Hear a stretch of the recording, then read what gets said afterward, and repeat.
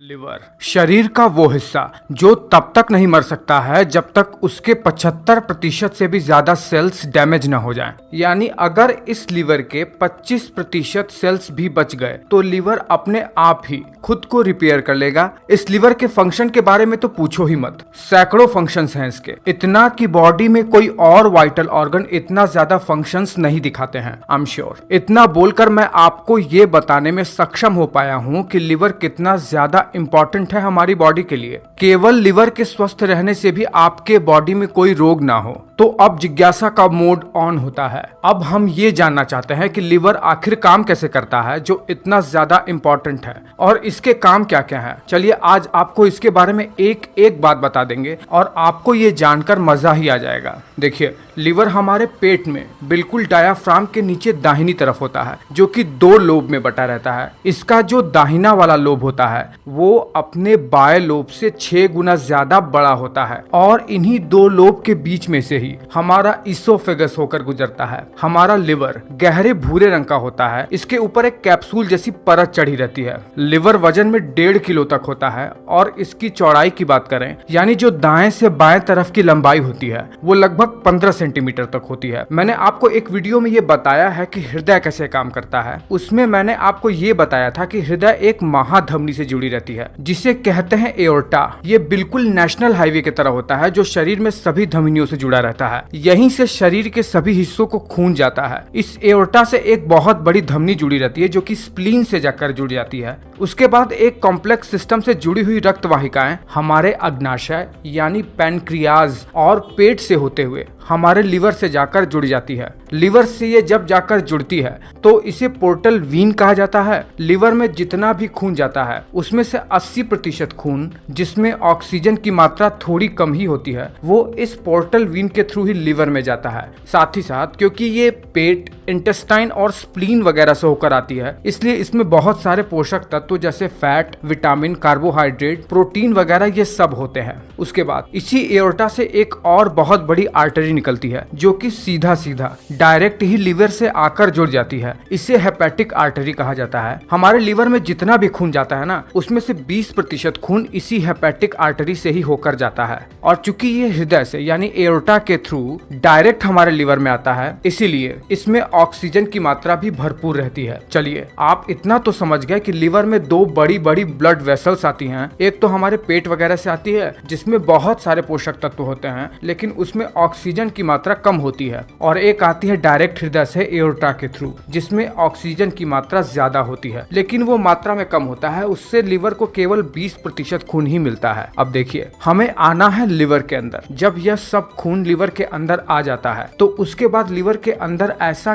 क्या प्रोसेस होता है जो हमारे जीवन के लिए बहुत ज्यादा इंपॉर्टेंट होता है। देखिए, जब हम लिवर को थोड़ा जूम करके देखेंगे तो हम पाएंगे कि लिवर के अंदर कई सारे हेक्सागोनल शेप के एक संरचना बनी हुई होती है जिसे हेपेटिक लोब्यूल कहते हैं। एक बार इस हेपेटिक लोब्यूल की संरचना को देख लीजिए। ये बिल्कुल एक हेक्सागोनल शेप में होता है और इसके कुल 6 कॉर्नर होते हैं। एक अनुमान के मुताबिक लिवर के अंदर कुल 10 लाख से भी ज्यादा हेपेटिक लोब्यूल हैं। अब देखिए, इन हेपेटिक लोब्यूल के 6 कॉर्नर पर जो 2 मुख्य ब्लड वेसल्स आ रही थी, हेपेटिक आर्टरी और पोर्टल वीन, वहां से कुछ ब्लड कैपिलरी इन हर एक हेपेटिक लोब्यूल के 6 कॉर्नर पर आकर ब्लड मुहैया करवाती हैं और यहाँ से ब्लड एक नालीनुमा संरचना बना देते हैं और ब्लड यहाँ से बहते हुए हेपेटिक लोब्यूल के बीच में एक सेंट्रल वीन होता है वहां पर जाते हैं। यह जो ब्लड नालीनुमा संरचना से बहकर जाती है उसके दोनों तरफ लिवर के सबसे मेन सेल्स हेपेटोसाइट्स होते हैं और इसी हेपेटोसाइट्स के पीछे की ओर होता है लिवर का दूसरा सबसे इंपॉर्टेंट सेल, कुफर सेल, जो रेड ब्लड सेल्स को फैगोसाइट करके यानी उन्हें डेड करके बाइल जूस बनाते हैं। तीसरा होता है हेपेटिक स्टेलेट सेल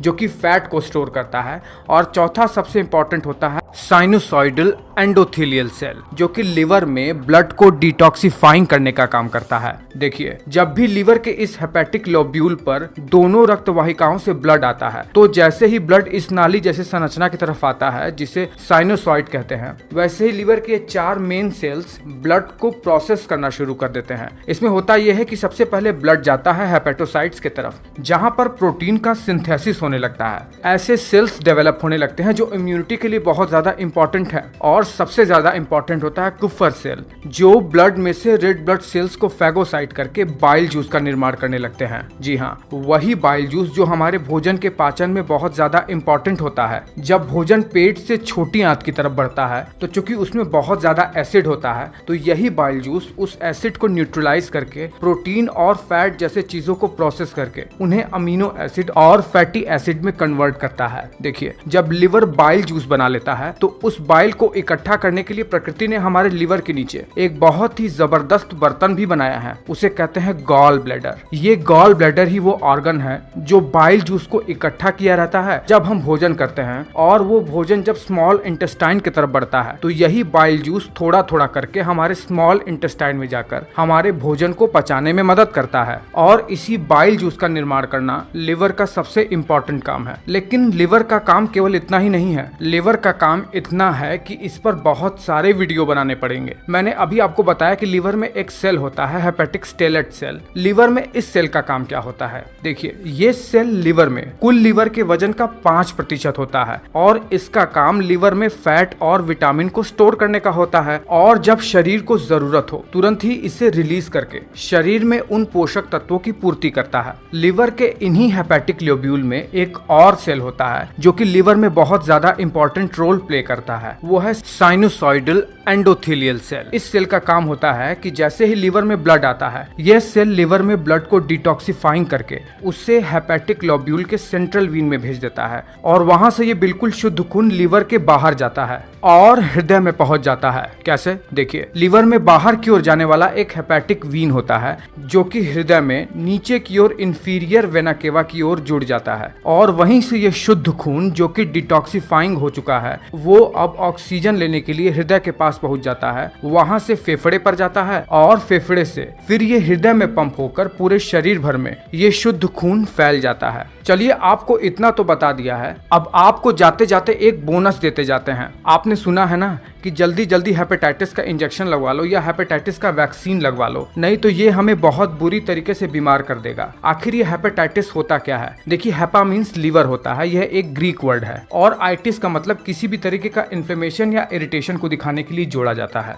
हेपेटाइटिस में लीवर में एक वायरस आ जाता है जो कि लीवर को डैमेज कर देता है, और इसकी वर्स्ट कंडीशन में लीवर काम करना ही बंद कर देता है और व्यक्ति मर जाता है। हेपेटाइटिस भी 3 प्रकार का होता है, हेपेटाइटिस ए, हेपेटाइटिस बी और हेपेटाइटिस सी। तीनों ही प्रकार में 3 अलग अलग वायरस होते हैं जो कि लीवर को बहुत ही बुरी तरीके से डैमेज कर देते हैं। इसीलिए बचपन में आप में से कई लोगों को हेपेटाइटिस का वैक्सीन लगाया गया होगा ताकि हमारा लीवर जीवन पर्यंत सुरक्षित रहे। और जो हमारे शरीर में पीलिया हो जाता है ना, उसमें भी लीवर का थोड़ा बहुत रोल है। पीलिया में ये होता है कि हमारे शरीर में डेड आरबीसी यानी बाइल जूस में बिलीरुबिन का निर्माण बहुत ज्यादा हो जाता है जो कि ब्लड स्ट्रीम में जाकर मिल जाता है, और चूंकि बिलीरुबिन का कलर पीले रंग का होता है इसीलिए पीलिया में पूरा शरीर पीले रंग का हो जाता है। तो मैं उम्मीद करता हूँ कि मैं आपको एक बहुत ही ज्यादा इम्पोर्टेंट नॉलेज दे पाने में सक्षम हो पाया हूँ।